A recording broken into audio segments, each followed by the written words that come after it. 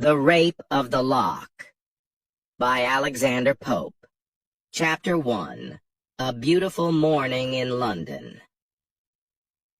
Once upon a time in the city of London there lived a young woman named Belinda.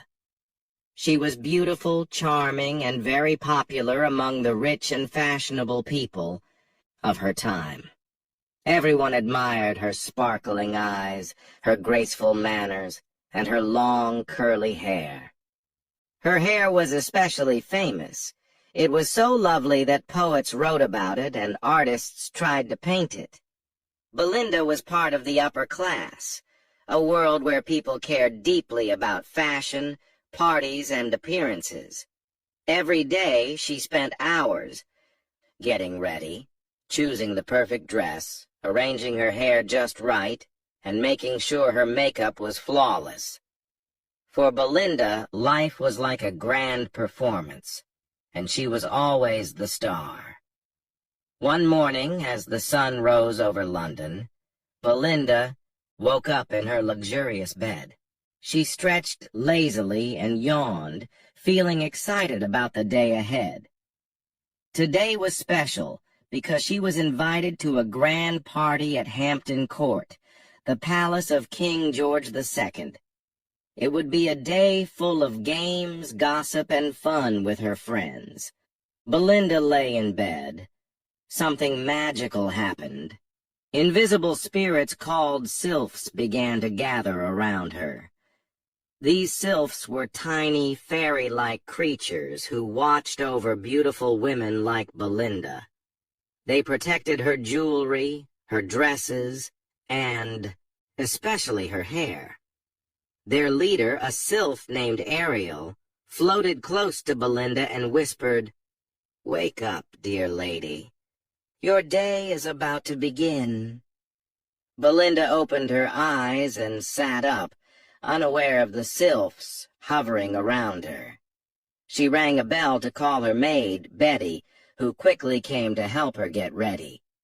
Together, they chose a stunning dress and styled her hair into an elaborate design.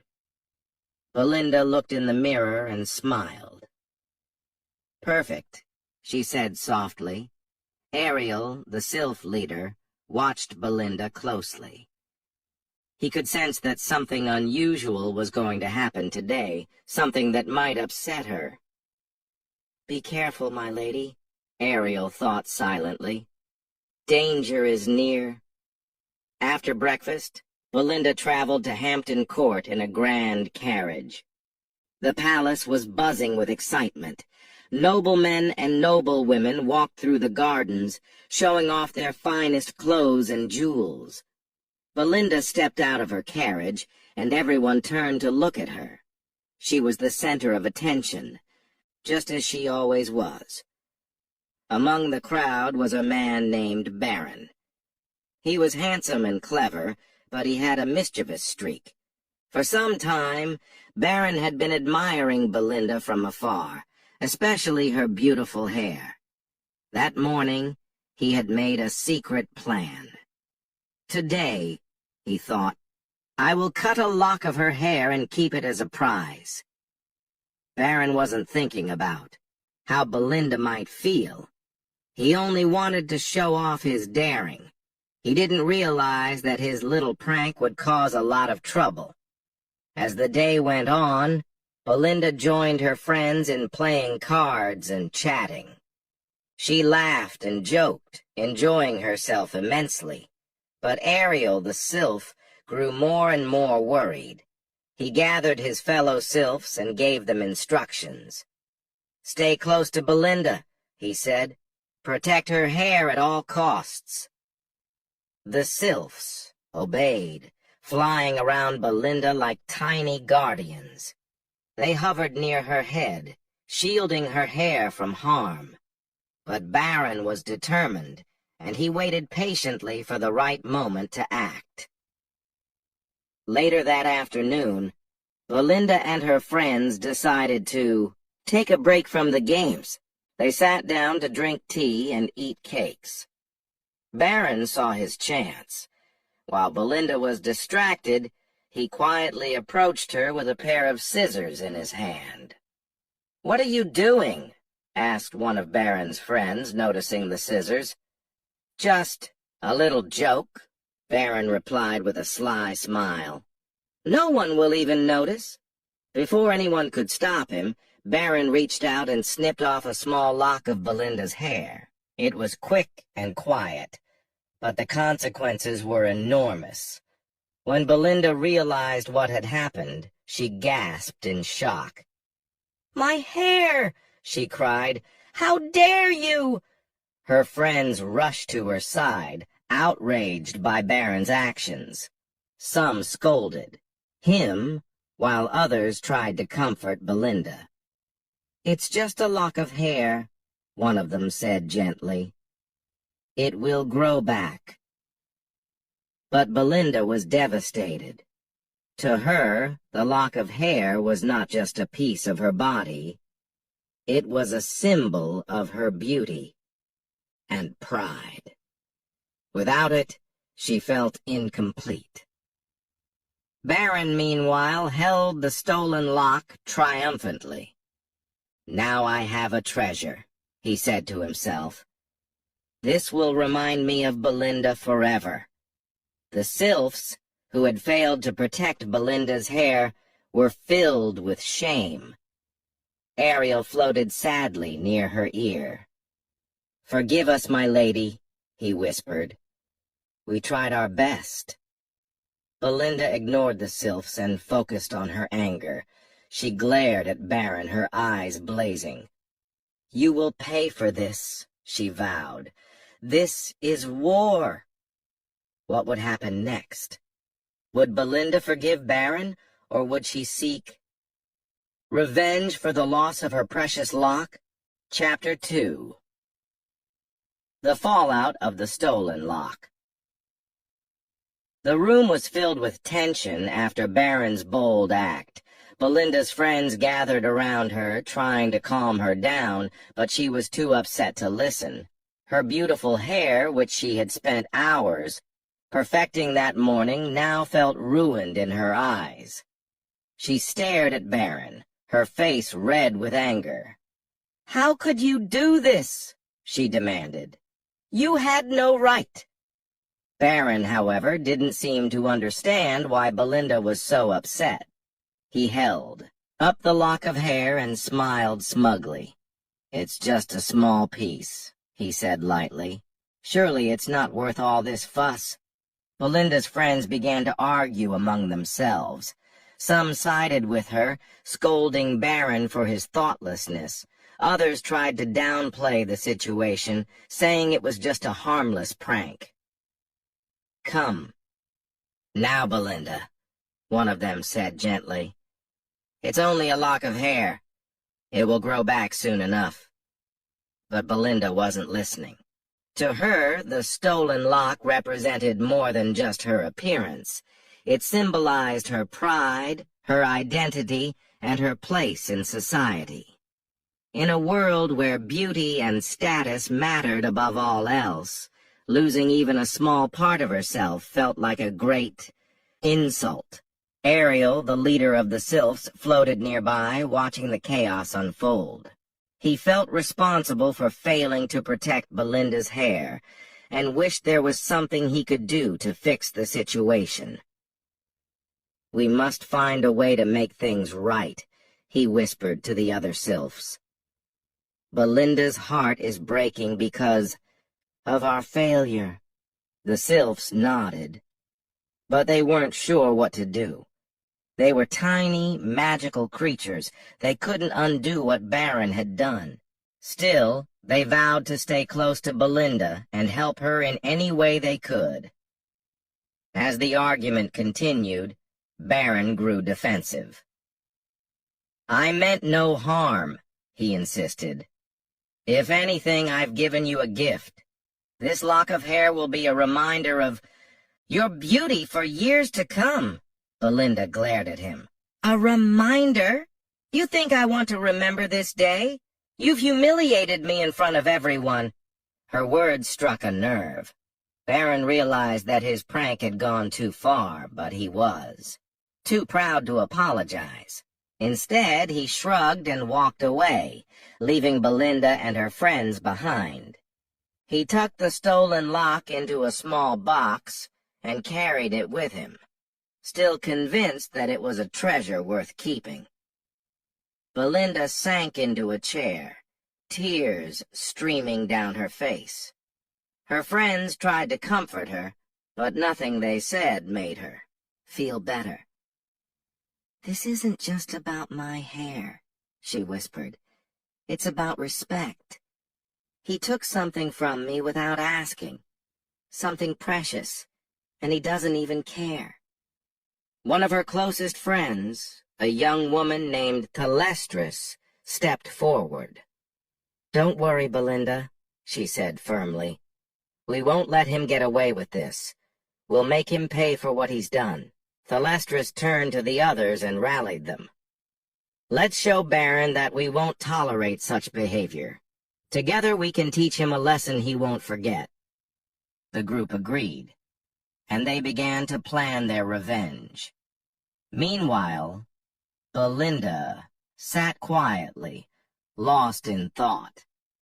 She imagined all the ways she could punish Baron, publicly shaming him, ruining his reputation, or even challenging him to a duel. But none of these ideas brought her peace. Deep down, she knew that revenge wouldn't bring back her hair or restore her sense of dignity. Ariel noticed Belinda's sadness and decided to intervene. He floated closer and whispered softly in her ear, "My lady, do not let anger consume you. Revenge may bring temporary satisfaction, but it will not heal your heart." Belinda looked around, startled by the voice. She couldn't see Ariel, but she felt his presence. "Who's there?" she asked. "It is I, Ariel," the sylph replied. "I am here to guide and protect you. Trust me when I say that forgiveness is stronger than anger." Belina hesitated. Forgiveness seemed impossible at that moment. How could she forgive someone who had hurt her so deeply? Yet Ariel's words stayed with her, planting a small seed of doubt in her mind. Later that evening, as the party wound down, Belinda returned home. She sat in front of her mirror, staring at her reflection. Without the missing lock, her hair looked uneven and strange. She sighed heavily, feeling defeated. At the same time, Baron examined the stolen lock in private. He placed it on a velvet cushion and admired it under the light. "What a prize," he murmured. "Truly, this is the most beautiful thing I've ever seen." But as he gazed at the lock, he began to feel uneasy. Was it really worth all the trouble it had caused? He remembered Belinda's tears and the angry glares of her friends. For the first time, he wondered if he had gone too far. That night, as Belinda lay in bed, she dreamed of the sylphs. They appeared to her in a shimmering vision, surrounding her with soft, glowing light. Ariel spoke again, his voice gentle but firm. "Belinda, do not let this incident define you. Your true strength lies not in your beauty, but in your character. Choose kindness over anger, and you will rise above this moment." When Belinda woke up, she felt a little calmer. She still hadn't forgiven Baron, but she realized that holding on to her anger wasn't helping her. Perhaps there was another way to handle the situation, one that didn't involve revenge. Meanwhile, Baron struggled with his guilt. He considered returning the lock to Belinda, but his pride stopped him. What would people think of me if I admitted I was wrong? He wondered. They'd laugh at me for sure. The next morning, Belinda received an invitation to another gathering, a masquerade ball at Hampton Court. At first, she wanted to refuse, fearing that everyone would talk about the stolen lock. But then she had an idea. If she attended the ball and faced Baron publicly, she could show him that she wasn't afraid or ashamed. She would prove that her spirit was stronger than his cruelty. With renewed determination, Belinda prepared for the ball. She chose an elegant mask and a stunning dress determined to outshine everyone else. As she got ready, the sylphs worked tirelessly to ensure that she looked her best. "Tonight," Ariel said, "you will shine brighter than ever before." Little did Belinda know, Baron was also planning to attend the ball. He hoped to smooth things over with her, though he wasn't sure how. Both of them were heading toward a confrontation that would change everything. What would happen at the masquerade ball? Would Belinda confront Baron, or would fate intervene in unexpected ways? Chapter 3. The Masquerade Ball. The night of the masquerade ball arrived, and Hampton Court was transformed into a dazzling wonderland. Colorful lanterns hung from the ceilings, casting soft light over the grand hall. Masks of every design, feathers, jewels, intricate patterns, covered the faces of the guests, adding an air of mystery and excitement. Music played softly in the background, and laughter echoed through the room as people danced, chatted, and mingled. Belinda entered the ballroom with her head held high. She wore a stunning mask adorned with glittering gems that sparkled like stars. Her dress flowed gracefully around her, and though her hair was still uneven without the stolen lock, she carried herself with confidence. Tonight, she was determined to show Baron, and everyone else, that she was not defeated. If anything, she was more radiant than ever. Baron, too, was at the ball. He had chosen a simple black mask to conceal his identity, but he couldn't shake the feeling of unease that lingered in his chest. He scanned the room, searching for Belinda. When he finally spotted her, his breath caught in his throat. Even without the missing lock of hair, she was breathtakingly beautiful. For a moment, he felt regret for what he had done. But then he reminded himself that it was just a prank, a harmless joke. "She'll get over it," he muttered under his breath. As the evening went on, Belinda avoided Baron, focusing instead on enjoying the party. She danced with several admirers, laughed with her friends, and even participated in a playful game of cards. Yet, no matter how much fun she pretended to have, she couldn't ignore the nagging thought of confronting Baron. Every time their eyes met across the room, she felt a mix of anger and determination bubbling inside her. Finally, during a break in the dancing, Belinda decided it was time to face him. With her head held high and her heart racing, she approached Baron. "Good evening," she said coolly, her voice steady despite her inner turmoil. Baron froze, caught off guard by her sudden appearance. He hesitated before responding. "Good evening, Miss Belinda," he replied, trying to sound casual. "You look lovely tonight." Belinda ignored the compliment. "We need to talk," she said firmly. "In private." Baron nodded nervously and followed her to a quiet corner of the ballroom. Once they were alone, Belinda turned to him, her eyes blazing beneath her mask. "Why did you take my hair?" she demanded. Do you realize how much it hurt me? Baron shifted uncomfortably. I didn't mean to upset you, he said. It was just a joke. I thought it would be funny. A joke? Belinda repeated, her voice rising slightly. You humiliated me in front of everyone. Do you think that's funny? Baron looked down, unable to meet her gaze. No, he admitted quietly. I see now that it wasn't funny.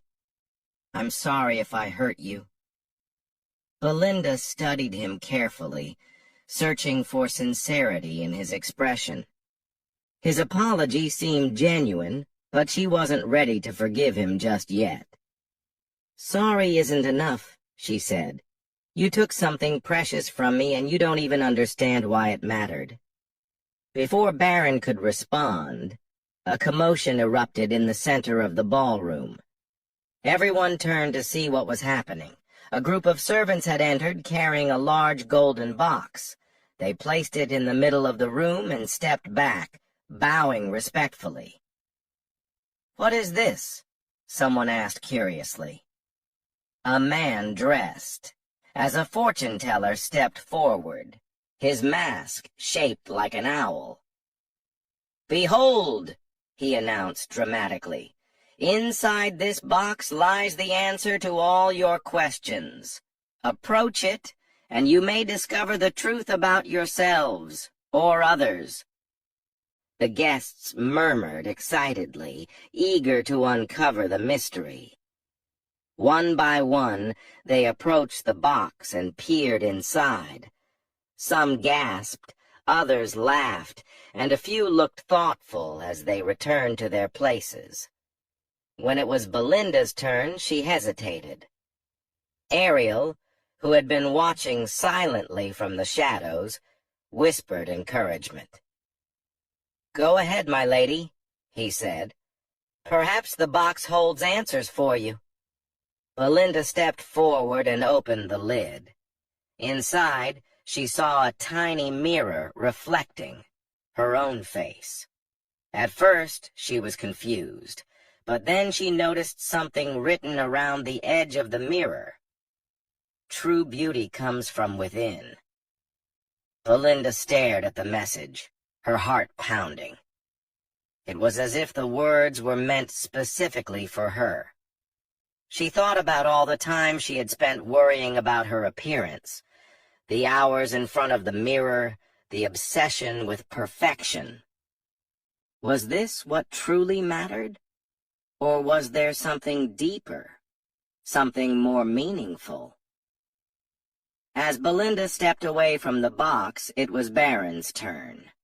He hesitated, glancing nervously at Belinda before opening the lid. Inside, he found another mirror, but this one showed not his reflection, but Belinda's face. Beneath it, the inscription read, Respect is earned, not taken. Baron's hands trembled as he closed the lid. The message struck a chord deep within him.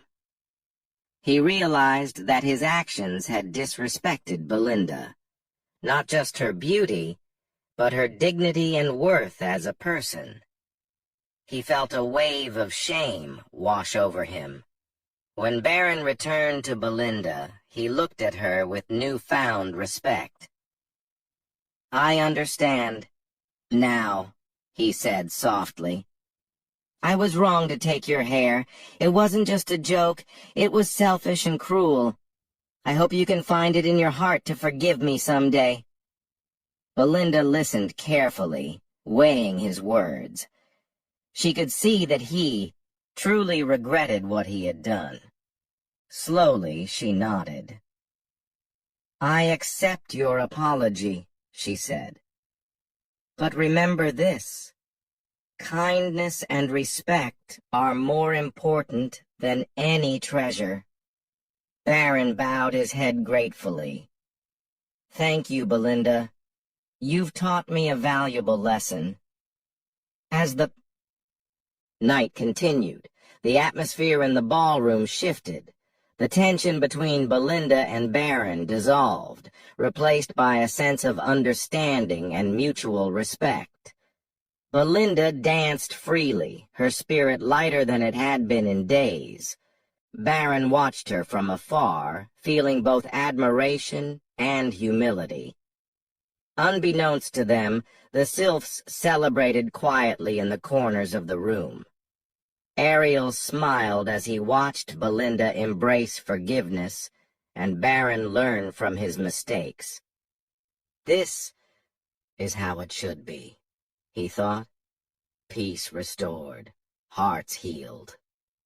But even as the party drew to a close, questions lingered in the air. What would happen to the stolen lock of hair? Would Baron return it? Or would it remain a symbol of the lessons they had learned?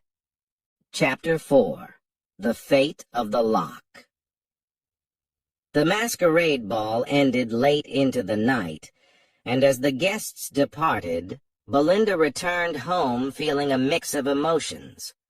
On one hand, she was relieved that her confrontation with Baron had gone well. He had apologized sincerely, and she had accepted it. On the other hand, the stolen lock of hair still weighed heavily on her mind. Though she had forgiven Baron, the lock itself remained missing, a symbol of the incident that had shaken her confidence. Meanwhile, Baron sat alone in his study, staring at the small box where he had kept the lock of hair. He opened it carefully and examined the delicate strands, now bathed in moonlight. For days he had viewed the lock as a prize, a trophy of his daring prank. But after the events of the ball, especially the message in the golden box, he saw it differently. It wasn't just a piece of hair. It represented something far greater.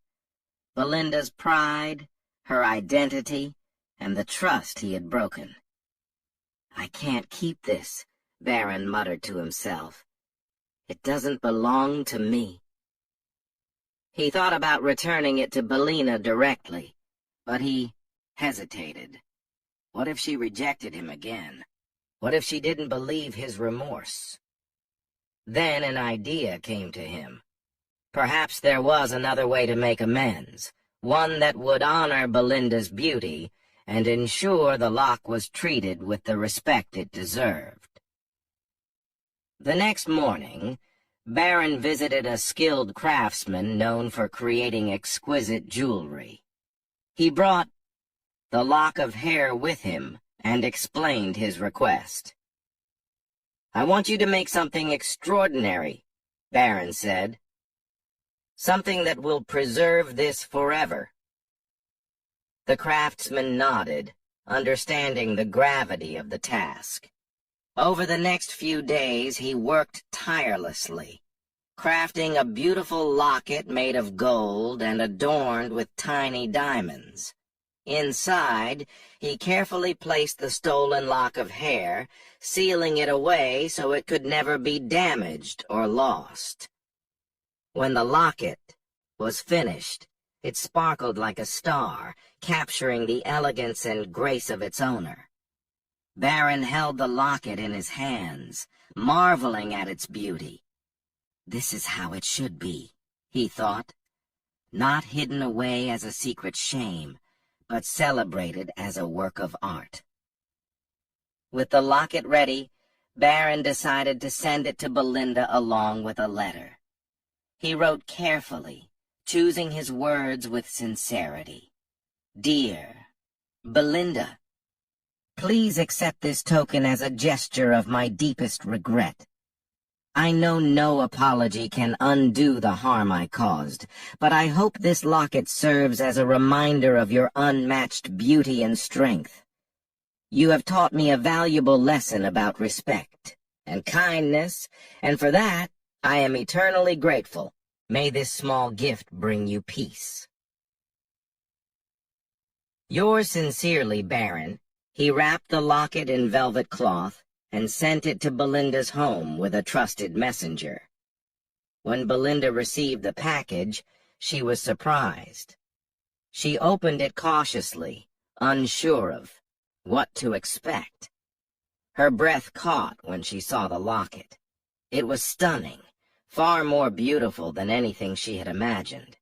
As she read Baron's letter, tears welled up in her eyes, not from sadness, but from gratitude.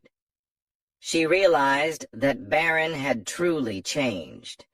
His actions showed that he understood the significance of what he had taken. Belinda clasped the locket around her neck and looked at herself in the mirror. The diamonds sparkled against her skin, and she felt a sense of closure. The stolen lock was no longer a source of pain. It had become a symbol of growth and forgiveness. Ariel, who had been watching over her, smiled faintly. "You have turned a moment of loss into one of triumph," he whispered. "Your heart is stronger than any insult." Belinda touched the locket gently, feeling a quiet resolve settle within her. She knew that life would always have challenges, but she also knew that she had the strength to face them. From that day forward, she vowed to focus less on appearances and more on the qualities that truly mattered: kindness, courage, and compassion. As word of the locket spread among their social circle, people began to see Belinda and Baron in a new light. Belinda was admired not just for her beauty, but for her grace and ability to forgive. Baron, too, earned respect for his humility and willingness to make amends. Together, they became examples of how misunderstandings could be resolved through honesty and effort. However, the story of the lock did not end there. Some say that the sylphs continued to watch over Belinda, ensuring that her newfound wisdom guided her choices. Others claim that the locket itself held magical powers, protecting its wearer from vanity and pride.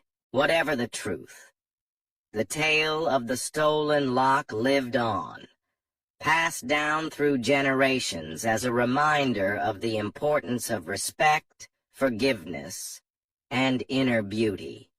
Yet even as peace seemed to settle over Belinda and Baron's world, whispers of mischief lingered in the air. Somewhere, unseen forces stirred, hinting that the line between humor and harm is often thinner than it appears. Would the lessons learned endure, or would new challenges arise to test them once more?